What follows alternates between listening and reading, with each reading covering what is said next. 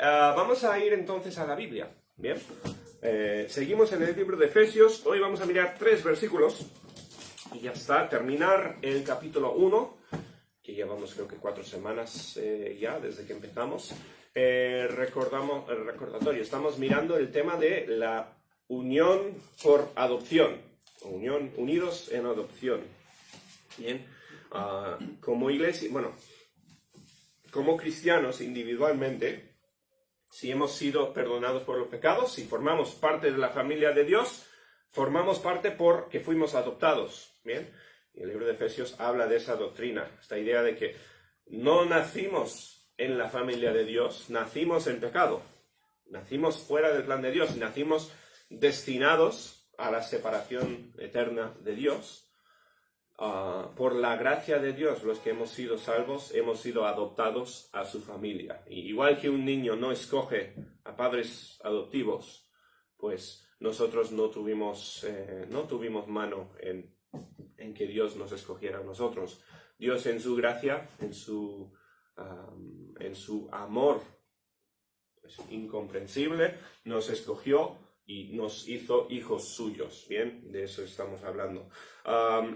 Voy a orar, después voy a recapitular un poquito lo que vimos la semana pasada y continuamos. Bien, nuestro Padre, te damos tantas gracias por este pasaje, gracias por el tiempo que vamos a pasar en tu palabra. Y pido que nos guíes hoy, pido que este tiempo sea de provecho, pido que me ayudes a mí a hablar claramente de tu palabra hoy y pido que nos ayudes a aprender más de ti hoy. Te lo pedimos todo en el nombre del Señor Jesús. Amén. El himno que acabamos de cantar va con el tema de hoy. Habla de Dios, contemplar a Dios. Pensando en el libro de Job, pues es Dios Padre el que está hablando a Job. En el pasaje de hoy estamos hablando del Padre, pero específicamente hoy de su acción con el Hijo de Dios, o sea, el Señor Jesucristo. La semana pasada, estos son los últimos 2 versículos que leímos, ¿bien? Estábamos hablando de Dios, concretamente el poder de Dios, poder para guiarnos, poder para sacarnos de cualquier situación en la cual nos hayamos metido. Y dice Efesios, el poder incomprensible de Dios que se demostró primeramente o principalmente en el Señor Jesús. Dice Pablo hablando, dice, quiere que comprendamos, ¿no? ¿Cuál es la supereminente grandeza del poder de Dios para con nosotros los que creemos, según la operación del poder de su fuerza? O sea, esto es cómo demostró su fuerza, esto es el mayor ejemplo del poder de Dios, la cual operó en Cristo. Cristo resucitándole primeramente de los muertos y sentándole a su diestra en los lugares celestiales. Bien, Dios demostró su autoridad, su poder, levantando a Jesús de los muertos, bien, resucitando a Jesús, y no solo eso, sino exaltándole más allá de toda la creación y de todo el universo. Bien, hay mucha creación aparte de lo que vemos aquí en la tierra.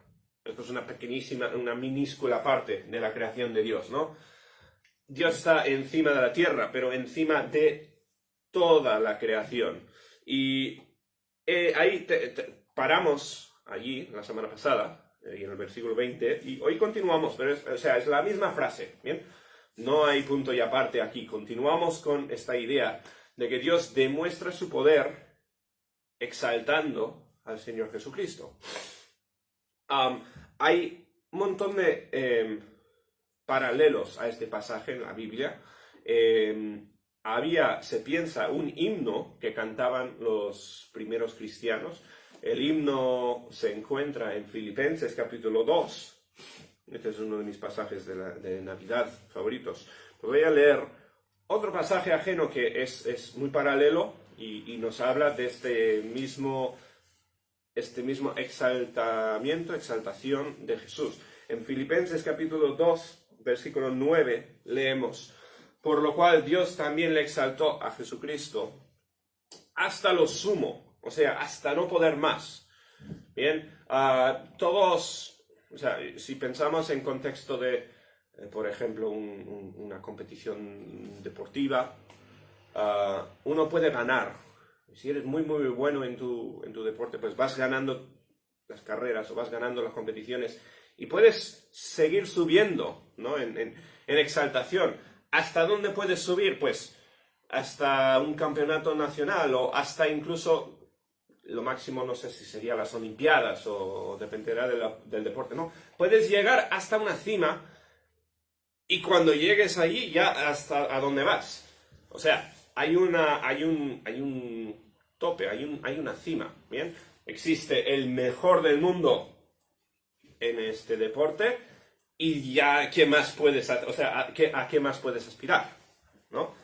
Ya has llegado hasta la cima. Pues Dios le exaltó a Jesús hasta la cima, está diciendo, hasta el máximo no poder más. ¿Y qué significa eso?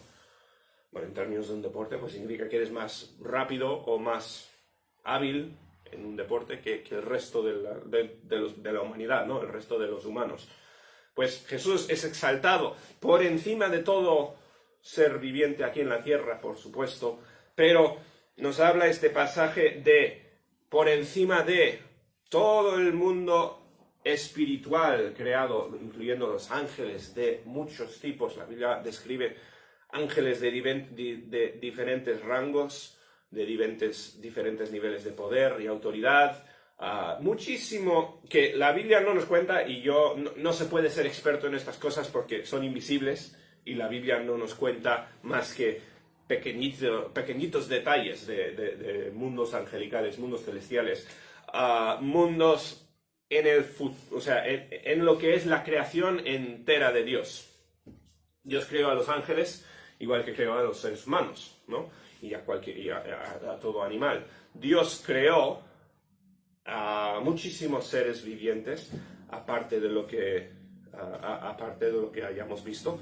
Creó muchas cosas que ni siquiera han visto los humanos en esta tierra, que no han sido exploradas o encontradas todavía. Pero lo que está diciendo Filipenses y lo que está diciendo Efesios, al final Pablo es el autor de ambos libros, es que Dios le exaltó a Jesús por encima de la humanidad, pero muchísimo más, ¿no? Le sentó a su diestra, a su mismo nivel, es la idea, por encima de absolutamente toda la creación. Le exaltó a Jesús sobre todo. Filipenses 2:9 hemos leído, volvemos a Efesios. Bueno, voy a volver atrás. Dice, a ver, voy a terminar con el versículo 20 diciendo, Dios resucitando a Cristo de los muertos, sentándole a su diestra en los lugares celestiales. Y 21, sobre todo, aquí hay 4 palabras, principado y autoridad y poder y señorío, ¿vale? No hay un significado, o sea, no son 4 palabras con cada uno con su significado, que vamos a hablar de cada cosa aquí. Son 4 palabras usadas en el griego, en la Biblia, para hablar de niveles celestiales, de ángeles y autoridades espirituales invisibles.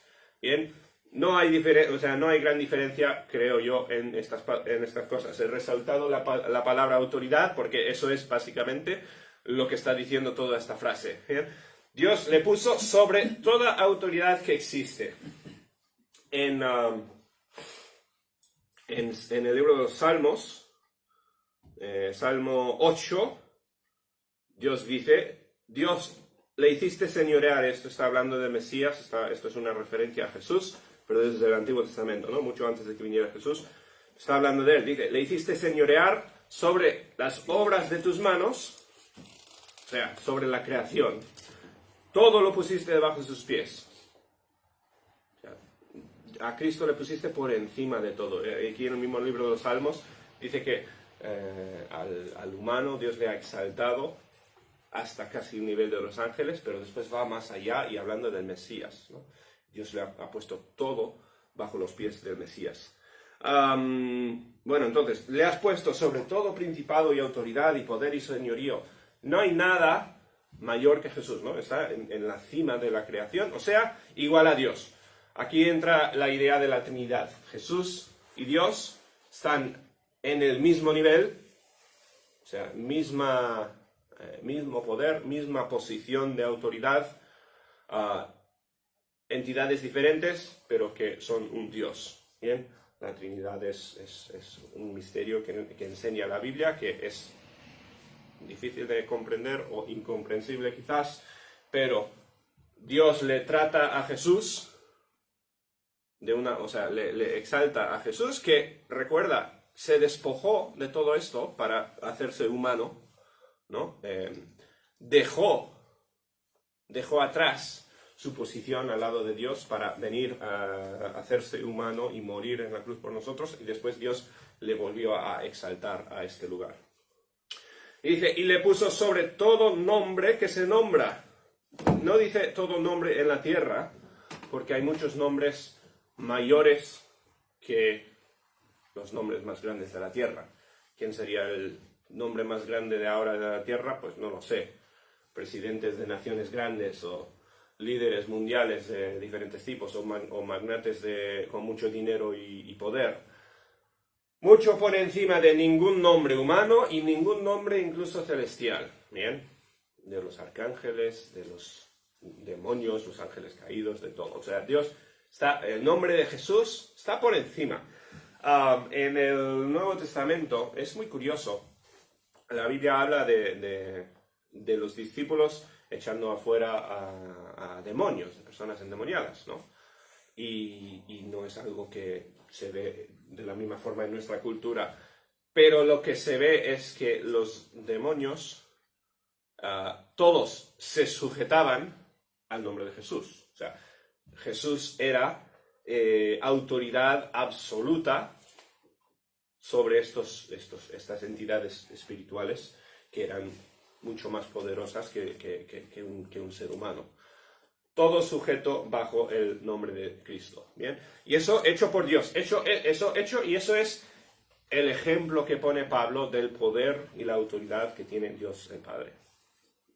Le puso sobre todo nombre que se nombra, no solo en este siglo, no solo en el primer siglo cuando estaba Pablo, o el siglo XXI donde estamos nosotros, sino también en el venidero, o sea, en el futuro. Y queda muchísima historia por contar aún. Jesucristo podría venir, Jesucristo podría volver hoy y empezar a desencadenar las profecías de Daniel y de Apocalipsis, las cosas que nos cuenta la Biblia del futuro. Podría pasar hoy o podría pasar en un futuro lejano. Pero queda mucha historia por contar. Dios va a resolver todos los problemas que existen hoy en el mundo, Dios los va a resolver, los va a arreglar. Y continuará la historia humana por toda la eternidad. ¿Bien? Y Cristo ya tiene un nombre más allá de ningún nombre que existe hoy o existirá en ningún futuro. ¿Bien?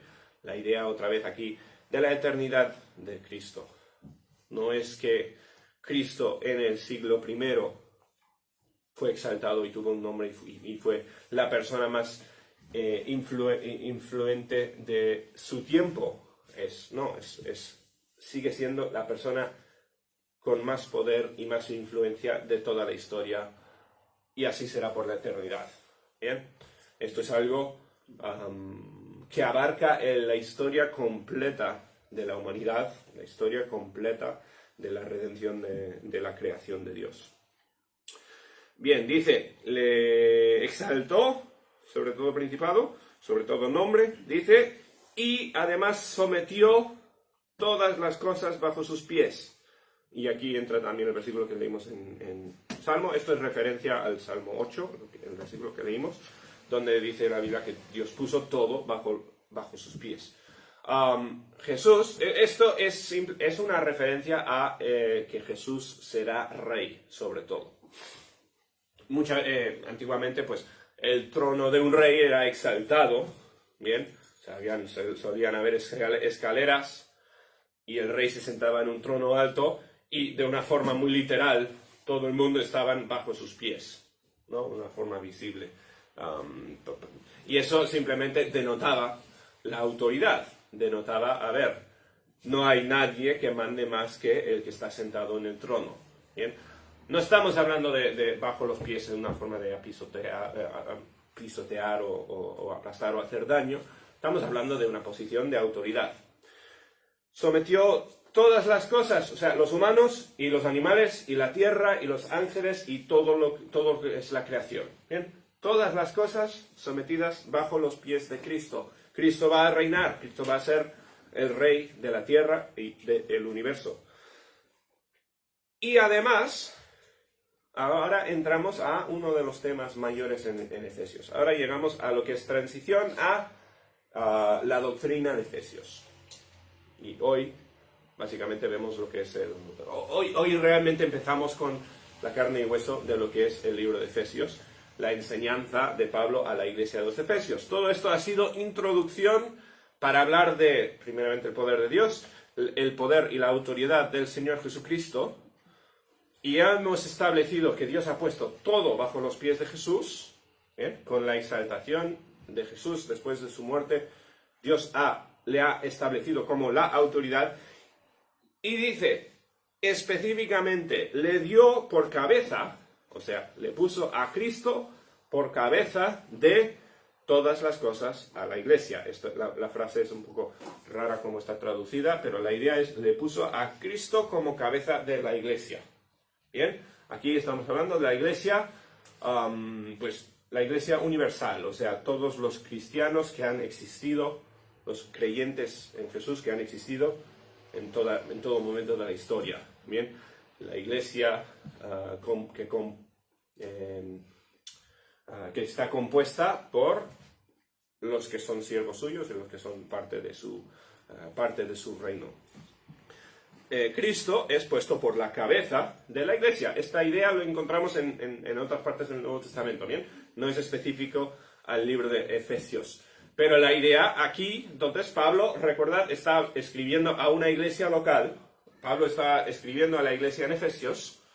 Bien, y cuando dice esto a un grupo de hermanos como el nuestro, bien, quizás con otro piel diferente y con un acento diferente y ropa muy, muy diferente, pero un grupo como nosotros que estudiaba a Jesús y adoraba a Jesús, pues Pablo le está diciendo, Dios ha sido exaltado, o Jesús ha sido exaltado sobre todo, y Dios le ha puesto a Jesús como la cabeza de la iglesia universal, pero Pablo está hablando de una iglesia local.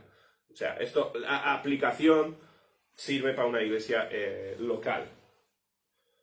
Jesús, entonces, es la cabeza. ¿Qué significa la cabeza? Bueno, ¿os acordáis cuando Jesús levantó una moneda?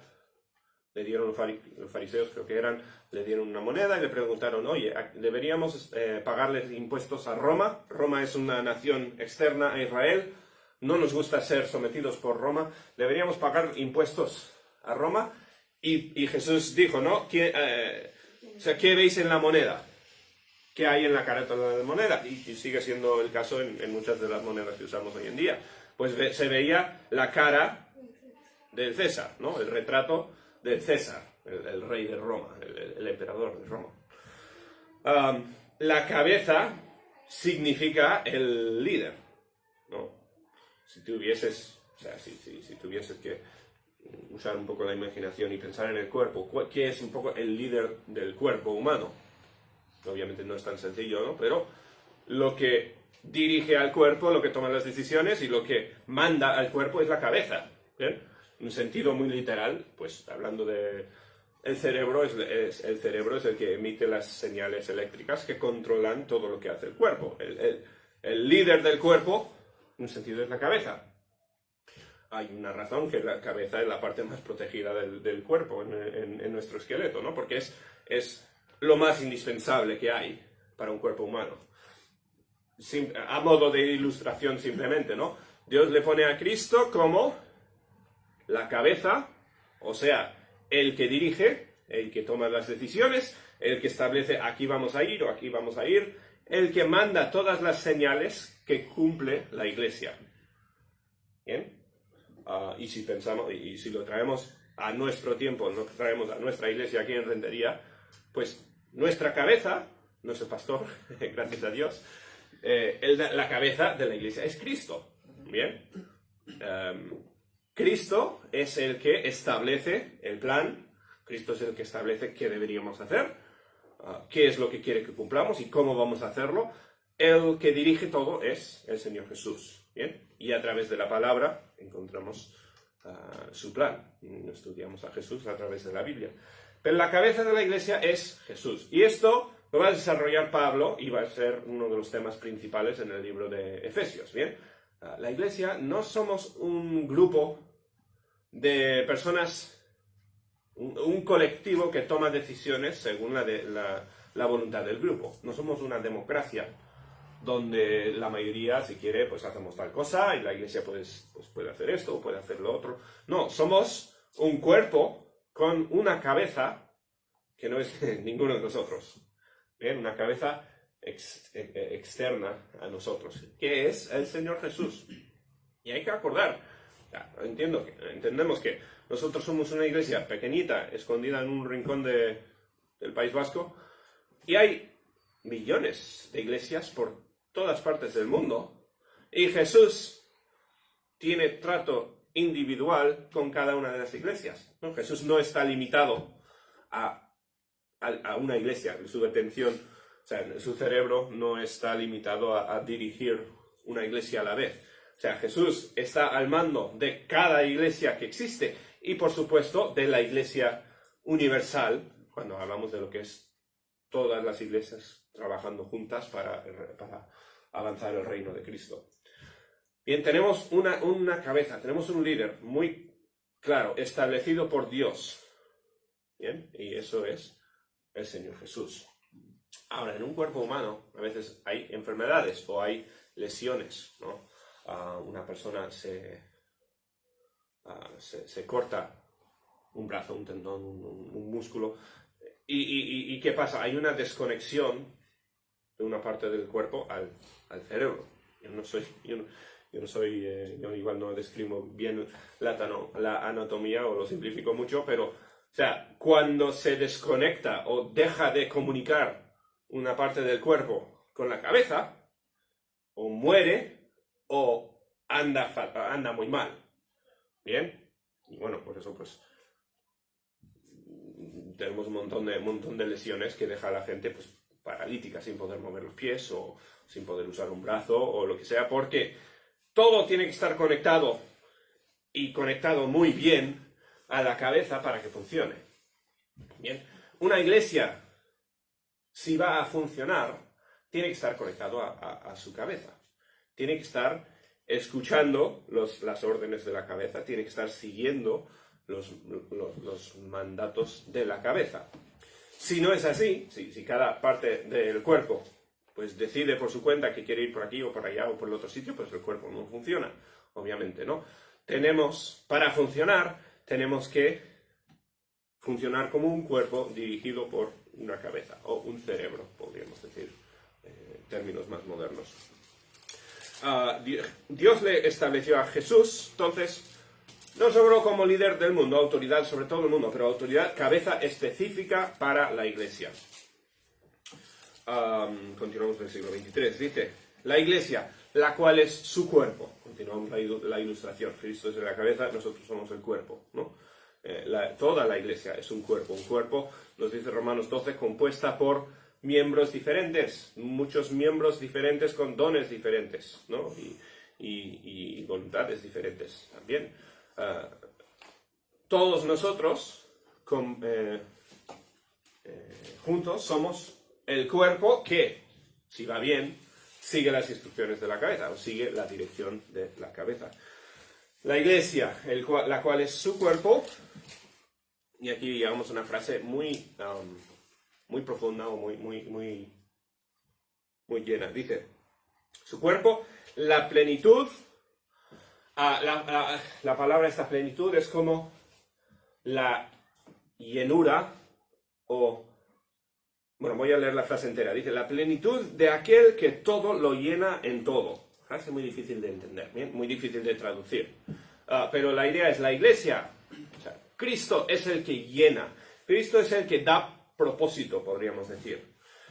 El que trae o sea, lo que convierte algo en algo útil o algo funcional es Cristo. Sin Cristo las cosas no funcionan. Él es el que empodera, Él es el que potencia a todo. Él es el que llena todo, es la idea, ¿bien? Cristo es la batería que hace que funcionen las cosas, se podría decir. Vale, el cuerpo entonces, la iglesia, es la plenitud o el llenamiento total de el que lo llena todo. Es básicamente cómo funciona la frase en el griego. Cristo es el que empodera, Cristo es el que hace que funcione todo, y la iglesia es la manifestación de su plan y su poder y su llenamiento. No funciona eso gramaticalmente, pero se entiende, ¿no? La iglesia es la manifestación de la voluntad de Jesús. Y igual que un cuerpo, una cabeza separada de un cuerpo no sirve de nada, ¿verdad? No es por llevar la ilustración demasiado lejos, pero, o sea, una cabeza manifiesta su voluntad a través del cuerpo. La cabeza no va de por sí sola, ¿no? Requiere un cuerpo para que funcione. Pues la iglesia es la manifestación de la voluntad de Dios. La llenura de la acción que hace el Señor Jesús. Es la idea, ¿vale? Jesús no está aquí en la tierra físicamente, sirviendo y ministrando como hizo cuando vino a vivir a la tierra, ¿verdad? No está Él. ¿Quiénes estamos? Pues está la iglesia. Estamos nosotros para cumplir la voluntad, el plan, el trabajo del Señor Jesucristo. Y no para cumplirlo a modo individual. Hay gente que es más individual y hay gente que es más colectiva, ¿no? Muchos somos muy independientes y nos gusta trabajar por nuestra cuenta. No es así en la Biblia. En la Biblia operamos como un grupo, como una unidad, ¿bien? Y eso es muy importante porque todos, el que es más individualista y quiere hacerlo por su cuenta y está confiado en sus habilidades, todos somos al fin y al cabo pecadores, con un montón de fallos, montón de puntos ciegos, que nos equivocamos en muchas decisiones, en tantas partes de nuestra vida. Con las mejores intenciones que tengamos, somos incapaces de individualmente cumplir o operar bien la voluntad de Dios. Dios obviamente obra a través de personas e individuos también, ¿no? Pero la manera principal de llevar a cabo el plan de Dios es a través de la iglesia. ¿Bien? Y eso es importante, eso es algo bíblico. Y eso es lo que está diciendo aquí Pablo. Jesús opera a través de la iglesia, no opera a través de un montón de super cristianos que vayan a hacer tremendas cosas por su cuenta.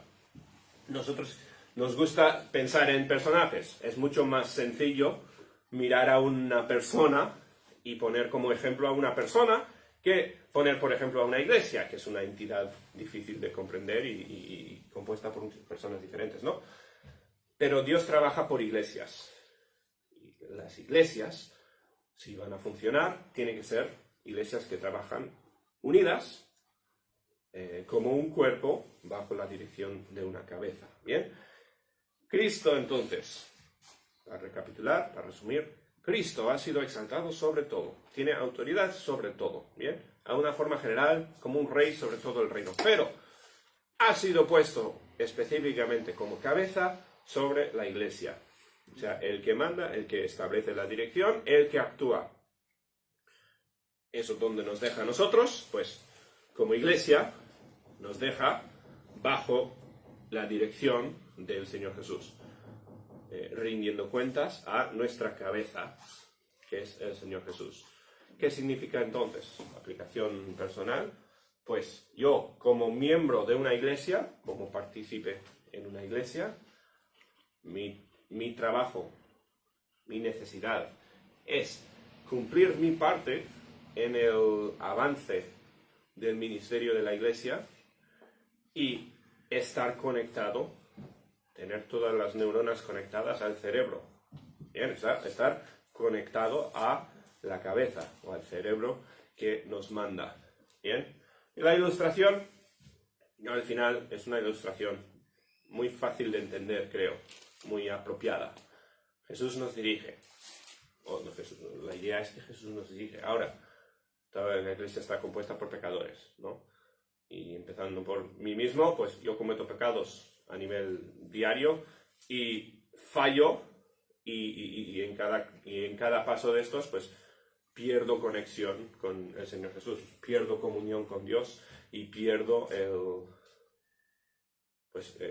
dejo de ser una parte del cuerpo que funcione correctamente. Volviendo otra vez a la idea de un atleta, un deportista o algo. Estas personas tienen un dominio increíble sobre todo músculo de su cuerpo, ¿no? Tienen una persona que corre,